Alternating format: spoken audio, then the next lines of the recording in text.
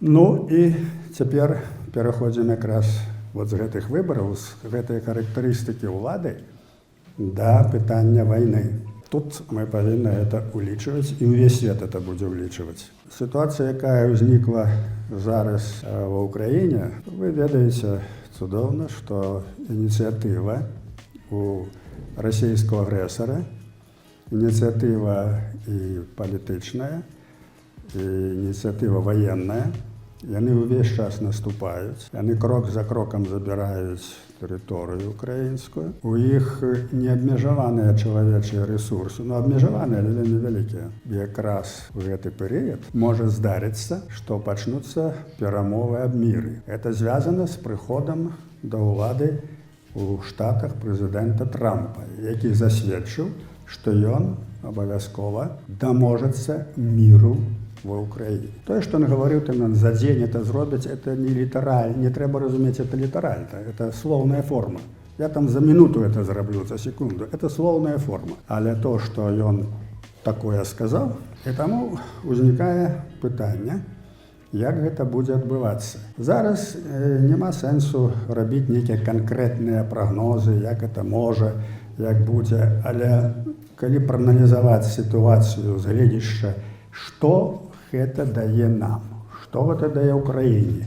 Як бы мы хацелі гэта бачыць, каб вайна скончылася, Украіна засталася, Беларусь засталася, а агрэсія Расіі знікла. Так вот, у гэтай сітуацыі вельмі небяспечна, калі перамір'е ці мір будзе заключана на ўмовах Расіі. Это азначае перамогу Пуціна. І маральную, і фактычную, бо фактычна застаецца тэрыторыя за ім і ідуць нейкія перамовы. Гэта вельмі небяспечна, калі б такое было дапушчана. Таму я вельмі сумняваюся. Што б там не гаварыў Трамп, яго каманда, якую мы не ведаем. Это новая команда, мы не ведаем тую команду. У любой ситуации оценка показывает, что не может быть заключены зараз мир на умовах, якія будзе дыктаваць Расія. Бо гэта паражэнне па Амерыкі, паражэнне заходняго свету. А это страшная ситуация, потому что тут же пачнецца ланцуговая реакция. И Тайвань, и так далее. Таму лагічна гэта не павінна быць. Не павінна это быць. Але мы не ведаем, як на самай справе гэта будзе адбывацца. Пуцін, вы бачыце, стараецца выбіць з Курскай вобласці, стараецца пабольш заняць тэрыторыі, каб дыктаваць свае ўмовы. Гэты пералом здарыўся таму, што Захад проста неэфектыўна дапамагае і дапамагаў Украіне. Но мы это бачым, што некаторыя заходнія палітыкі і краіны, яны плануюць сваю палітыку шляхам украінскай крыві. Мы это бачым, што б там не адбывалася, але свае інтарэсы застаюцца. Вельмі небяспечна, калі не адбудзецца такого пералому ў сувязі з прыходам Трампа. Я ўяўляю, што на пачатку павінны быць спецыяльныя пасланнікі ці спецыяльныя прадстаўнікі, якія будуць весці перамовы з украінскім бокам, з расійскім бокам. Трамп не можа паехаць і спаткацца з Пуціным. По логіцы, таму што это будзе дэманстрацыя слабасці. Это вялікая краіна, он паехаў да Пуціна. Такое не можа быць. У дыпламатыі, у палітыцы такое не робіцца. Я не ўяўляю, каб гэта зрабілася. Я чаму про это кажу? Тому что шмат пишется про это. Всякая там агентура, все они пишут, вот тут уже завтра поедет Трамп, уже все домовлено, все это чепуха. Але сутнасць у тым, што ён не павінен туды ехаць. Значыць, лагічна, ёсць жа хады распрацоўныя ў палітыцы. Павінны быць спецыяльныя пасланнікі, якія павінны высветліць умовы далейшых кантактаў. У гэтай сітуацыі найбольш, як мне здаецца, найбольш верагодна, это павінны быць пастаўлены жорсткія ўмовы з боку Злучаных Штатаў Пуціна. І калі гэтыя ўмовы не будуць выкананыя, тады павінна быць жорсткая рэакцыя. На мой погляд, это адзіны шлях, які можа прывесці да таго, што мір, які будзе потым заключаны, ён будзе заключаны на ўмовах Украіны і на ўмовах Злученых Штатаў. Вот такая жорсткая сітуацыя стаіць перад Штатамі. Што яны будуць рабіць, не ведаю. Ну, допустим, трэба на нейкім этапе, можа пасля пасланнікаў, трэба будзе Трампу спаткацца з Пуціным. Ён можа спаткацца з Пуціным толькі ў Маскве, у Расіі, альбо ў Беларусі, больш нідзе. І вот тое, што ён будзе вымушаны ехаць альбо ў Беларусі, альбо ў Маскву, зноў тая вот дыпламатычная сітуацыя, якая прыніжае Амерыку, прыніжае Трампа. Это нельга рабіць. А чаму, я думаю, вы разумееце? Таму што міжнародны суд у Гаазе, які стаў у нейкай ступені ўжо палітычнай структуры і блытаецца пад нагамі, у палітыцы прыняў рашэнне. Пуцін тэрарыст, і ўсе павінны яго арыштаваць, хто падпісаў гэты Рымскі. Пуцін не можа паехаць нікуды, яго трэба арыштоўваць. І Трамп не можа яго запрасіць у Вашынгтон. Тады трэба яго арыштаваць. Міжнародны суд у Гаазе стварыў патавую сітуацыю, дурацкую, абсалютна. А чаму? Это таксама зразумела, таму што там сядзіць не еўрапеец на чале Гаагскага суда, а той чалавек, які прызнаў тэрарыстам Нетаньяху, і таксама выдаў вердикт арыштавання Нетаньяху. Так што я паўтараю, гэты вот Гаагскі суд, он ператвараецца ў такую вот палітызаваную структуру, якая блытаецца пад нагамі зараз. Потому что это полный абсурд, вот что яны вытвараюць. Так вот, это просто для антуражу, каб ведаць, гэта будзе ўлічвацца. Ну і уявім сабе сітуацыю, што на нейкім этапе будуць мірныя перамовы. Хто гэта будзе? Ці пасля ультыматуму Штатаў, ці, скажем, яны дадуць нейкі такі ход, які, ну, неяк апраўдае іхныя перамовы, но на такіх вот пачатках. Тут трэба яшчэ разумець, што ці будзе Украіна галоўным для Амерыкі, для Трампа. Таму што Трамп уступіў у вельмі цяжкі перыяд амерыканскай палітыкі. Праблема з Кітаем вельмі сур'ёзная. Праблема з Тайванем, Еўропа, НАТО, цяпер Панама, Ізраіль, Хамас, Блізкі ўсход. Это ўсё праблемы, там ідуць войны, ідзе вайна, якую трэба Амерыцы разграбаць. Трампу. І тут я, вот гледзячы на это ўсё, думаю, а што ж будзе прыярытэтам? Прыярытэтам, конечно, Украіна, таму што ўсё вырашаецца там. Но мы не ведаем, як себе павядзе новая адміністрацыя. Так вот, калі новая адміністрацыя правядзе так, як, трэба быць, як выгадна было па Амерыцы, і калі, допустим, пачнуцца нейкія перамовы аб міры, то для нас, для беларусаў, вельмі важна, каб там былі мы, каб Беларусь была прадстаўлена. Растлумачу. Могуць быць розныя варыянты. Скажем, можа нават быць такі варыянт, ён неверагодны, это Трамп і Пуцін. Это наўрад, павінна быць Украіна. Трамп, Пуцін, Украіна. Можа быць такі варыянт. Вельмі слабы, я лічу, это варыянт.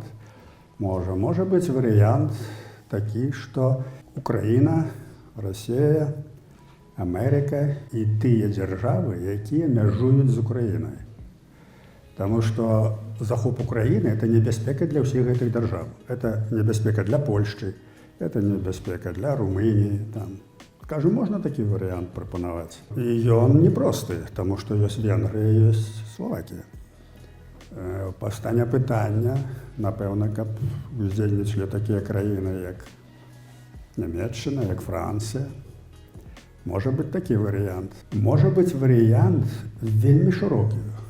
Тыя краіны, якія мяжуюць з Украінай і з Расіяй. А гэта дзясяткі краін, улічваючы Кітай. Значыць, я кажу, ёсць шмат варыянтаў, на якім, можа быць дамова аб мірным існаванні. Вспомни Версальскі договор.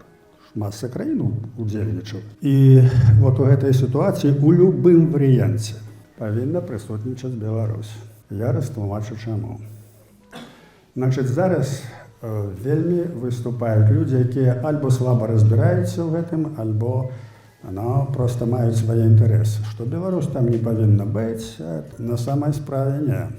Любы варыянт договору абавязкова закране пытання Беларусь. Абавязкова. Таму ў гэтай сітуацыі, калі рэжым Лукашэнкі упусціў войскі Пуціна у Беларусь, даў яму магчымасць напасці на Кіеў, фактычна з'яўляецца сатэлітам агрэсара. І ў гэтай сітуацыі не ўзнікнуць размова пра лёс Беларусі не можа. Яна ўзнікне. І ўзнікне можна розным спосабам, таму што розныя могуць быць варыянты. Могуць быць варыянты, скажем, з Крымам, што Крым будзе дэмілітарызованай зонай, там будуць, скажем, прадстаўнікі, так сказаць, кантроль, які будзе над гэтым Крымам міжнародны. Ось. Можа быць варыянт, што Расія выйдзе на свае межы, але будзе гарантавана, што ДНР і ЛНР застануцца незалежнымі дзяржавамі, якія і будуць ва ўкраіне, так сказаць. Вот вам Федэрацыя Украіны. Што хочаш, будуць розныя варыянты. Але ў любых гэтых варыянтах, якія будуць разглядацца, будзе абавязкова ўзнікаць пытанне аб Беларусі. Асабліва небяспечна з Крымам. Таму што можа ўзнікнуць пытанне, што Беларусь проста як разменную манету, а гэта можна не сумнявацца. На нейкім этапе перамоваў Пуцін запатрабуе такіх для сябе прэрагатыў. Можна не сумнявацца, таму што яго палітыка, не толькі яго, уся расійская палітыка, пачынаючы з 19 стагоддзя, гэта грунтавалася на тым, каб знішчыць Беларусь. І яны захапілі, скажем, канец 18 стагоддзя. Але ўвесь час праводзілася палітыка дэнацыяналізацыі і знішчэння русіфікацыі. Пры Алексею Михайловичу гэта было сказано. Задача была знішчыць Вялікае княства Літоўскае, і каб нічога не засталося ў памяці людзей аб існаванні гэтай дзяржавы і гэтага народа. Гэта было артыкулявана. І гэтая палітыка паслядоўна праводзілася рускімі царамі, камуністамі і пуціністамі праводзіцца. Яна не знікае, не мае значэння, хто будзе сядзець у Крамлі. Эта палітыка ідзе пастаянна. Таму гэтае пытанне ўзнікне абавязкова. І вот там павінны быць прадстаўнікі Беларусі. Калі там не будзе нашых прадстаўнікоў, значыць будзе берасцейскі мір альбо рыжская пагадня. Мы маем гісторыю, як гэта робіцца. І цяпер пытанне, хто павінен быць. Па-першае, вельмі істотна, Беларусь не ўдзельнічае ў вайне. Беларусь не ўдзельнічае ў вайне. Тыя міжнародныя законы, якія існуюць, усё так, яны існуюць для стандартных сітуацый. Беларусі сітуацыя нестандартная. Яна вынік гібриднай вайны, она захоплена Расіяй. Лукашенко выконвае функцію акупацыйнай адміністрацыі. Ён абсалютна не валодае зараз міжнароднай палітыкай і гэтак далей. А народ беларускі, увесь народ, ён супраць гэтага. 20-й год мільёны людзей выходзілі на вуліцы. Людзі ж разумелі, што адбываецца. І таму гэта сітуацыя нестандартная. І яе трэба будзе разглядаць па тых прававых нормах, якія не адлюстраваны яшчэ ў міжнародным заканадаўстве. Удараю, не беларускае войска, нічога яно не ўдзельнічае. З тэрыторыі Беларусі быў зроблены напад, і гэта мае тлумачэнне, як гэта рабілася, што, чаму, хто такі Лукашенко, што такое народ. Ён нелегітымны, ён непрызнаны, ён тэрарыст. І ў гэтай сітуацыі гаварыць, апраўдаваць то, што Беларусь это такі акупант, як і Расія, гэта неправільна. І гэта даказуема, што гэта неправільна. Для гэтага павінны быць нашы юрысты і нашы людзі з юрыдычнай адукацыі, якія разумеюць нацыянальны інтарэс і разумеюць права міжнароднае. І вот там павінны быць не адзін чалавек, там павінна цэлая кампанія, экіпа быць, як заўсёды. Гэта мы павінны там быць. Хто можа там быць? Конечно, Расія прапануе Лукашенко. Таму што это саюзнік. Безумоўна, яны на яго маюць уплыў, яны могуць ім уплываць. Але зразумейце яшчэ, што акрамя таго, што могуць уплываць, у Лукашэнкі ёсць паталагічныя свае інтарэсы сваёй улады. Мы гэта бачым 30 гадоў. Это паталогія. Ён гатовы пакласці ўсю нацыю, расстраляць усіх, толькі захаваць сваю уладу. Мы это бачым. Это адбываецца. І вот калі гэтыя пытанні ўзнікнуць якая будзе пагроза ягонай уладзе, а пагроза ягонай уладзе можа быць страта суверэнітэту, страта дзяржавы. У гэтай сітуацыі ён можа быць як прадстаўнік перамоўнага працэсу. Это першае. Другое. Хто можа быць рэальна, юрыдычна прадстаўлены на гэтым працэсе перамоў? Той, хто валодае ўладай. Вот то, што я гаварыў у пачатку. Рэальная ўлада ёсць у Лукашэнкі. Это ён кідае за краты, это ён, як кажуць, падпісвае дзяржаўны бюджэт і так далее. Ён рэальная ўлада, і ўнутраны Беларусі этой ўладай валодае. Значыць, гэта ўлада по факту. Не прыняцце, скажем, у такім плане чалавека у Беларусі прадстаўніка, гэта будзе разглядацца як міжнародная змова супраць нашага народа. І мы павінны гэта будзем артыкулировать. Калі будзе прадстаўлены, допустим, Москва продавіць, што называецца, працісне Лукашенко, які будзе прадстаўляць Беларусь, з'яўляецца ворагам беларускага народа. Ён знішчае гэтую дзяржаву, знішчае нацыю, ён знішчае культуру, ён знішчае гэты народ, таму што ён гаворыць па-беларуску і супраць яго. Вот які парадокс узнікае, што з аднаго боку гэта рэальная ўлада, но это рэальная ўлада антынацыянальная. А па праву яна павінна быць, но яна антынацыянальная. Так, ён будзе там сваю шкуру берагчы, но ён не будзе адстаиваць до конца беларускія нацыянальныя інтарэсы там, дзе яны не датыкаецца яго асабістай улады. Вот у гэтай сітуацыі павінна быць альтэрнатыва, бо сітуацыя нестандартная. Павінны быць людзі, арганізацыі, людзі, якія прадстаўляюць народ, беларускія нацыянальныя інтарэсы. І гэта мною ўжо не раз артыкулявана, і гэта сур'ёзна. На галаву становяцца всякія прапагандысты, все это все чепуха. А рэальнасць такая. Мы не павінны дапусціць, калі будуць такія перамовы аб міры, каб Беларусь загрэблі, альбо зрабілі тое, што было зроблена ў гісторыі ў 21 і 18 годзе. Гэта вельмі сур'ёзна. І якія там людзі павінны быць? Канкрэтна сказана. Там павінны быць прадстаўнікі вольнай Беларусі. Можаце спрачацца з намі, што мы ніхто, але мы прадстаўляем тую палітыку, якая стаіць на аснове нацыянальных інтарэсаў. 30 год это прадстаўляем. Хто яшчэ павінен быць? Той, хто пролівае кроў за Беларусь і за Украіну. Найбольш легітымная структура – гэта полк Каліноўскага. Яны воююць, яны пайшлі сведама, это добраахвотнікі, і яны павінны мець сваіх прадстаўнікоў на перамовах аб міры.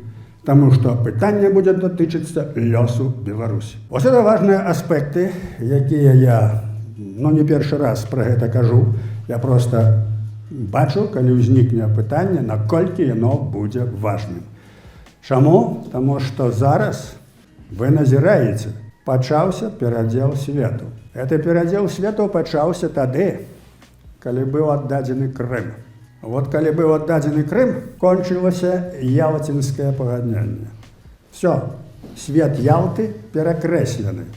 Таму што і Еўропа, і Амерыка змаўчалі. Фактычна яны моўчкі аддалі Крым Расіі. І прыехала пані Меркель, там і Макрон, там усе, і пачалі такія шашні перамовы ў Мінску пад эгідай Лукашэнкі. Чым это кончылася, ведаеце. А вынік агрэсія, вынік вайна, напалі на Украіну. Это все вынік 15-го года. Вынік, што здалі Крым, што перакрэслілі Ялту.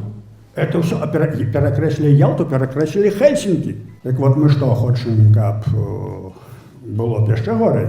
Так вот, з 15-го года, фактычна, это вот званочак, які празваніў, пачаўся перадзел свету. Фармуюцца коаліцыі, фармуецца вось зла, тут Іран, Кітай, усё, тут нават Кім Чен Ін вылез у палітыку як важная істота.